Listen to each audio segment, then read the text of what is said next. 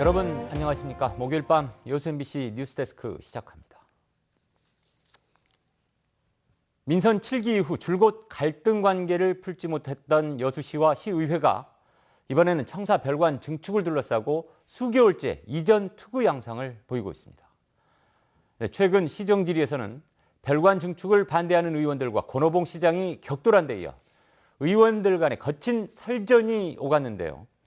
답 없는 여수시라는 냉소까지 나오고 있습니다. 문영철 기자가 취재했습니다.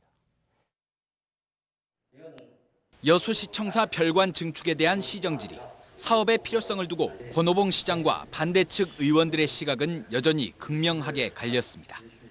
민원을 보는데 이곳저곳 다니는 게 너무나 불편하기 때문에 제발 한 군데로 좀 모아서 간단하게 일복해달라. 이게 핵심입니다. 민원 처리가 전산화됨으로써 1년 동안 시청에 단 한 번도 가지 않은 시민이 많습니다. 여러 단체들의 찬반 논쟁 등 수개월간 이어진 지역 내 갈등을 두고도 서로에게 책임을 미뤘습니다. 그리 중요하고 시급한 것입니까? 일방적으로 별관 신축을 밀어붙임으로써 또다시 시민들이 지역적으로 양분되고 이 문제를 반대하는 시의원님들, 지역의 정치인들이 최근에 갈등을 만든 겁니다. 여수시청을 복원하자. 그래야 자존심이 회복이 된다. 찬성과 반대 측 의원들 사이에서도 날선 신경전이 이어졌습니다.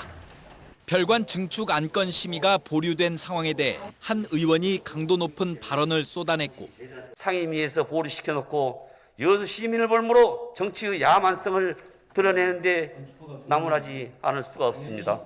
이에 일부 의원들은 도를 넘었다며 윤리위원회 회부를 언급하기도 했습니다.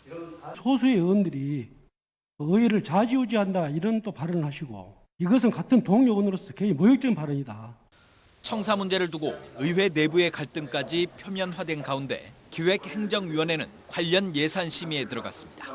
내년 예산안에 포함된 별관 설계비는 15억 원. 상임위에서 전액 삭감될 가능성이 큰 데다 예결위나 본회의에서 되살아난다 해도 현재로선 통과 여부가 불투명합니다. 그러나 여수시 역시 지속적으로 의회의 예산 반영 등을 요구하겠다는 입장. 청사 문제를 둘러싼 공방이 해를 넘겨서도 계속될 수밖에 없는 상황이어서 지역사회 분열에 대한 우려도 높아지고 있습니다. 우리는 무조건 찬성, 이건 반대 이렇게 나가면 결국 답이 없죠. 이런 갈등들이 빨리 해소가 될 수 있도록 그런 좀 조치들이 계속 이어져야지. 어느 한쪽이 양보하지 않는 한 현재의 상태로는 같은 논쟁과 신경전이 반복될 수밖에 없어 새로운 논의 구조에 대한 고민도 필요해 보입니다. MBC 뉴스 문형철입니다.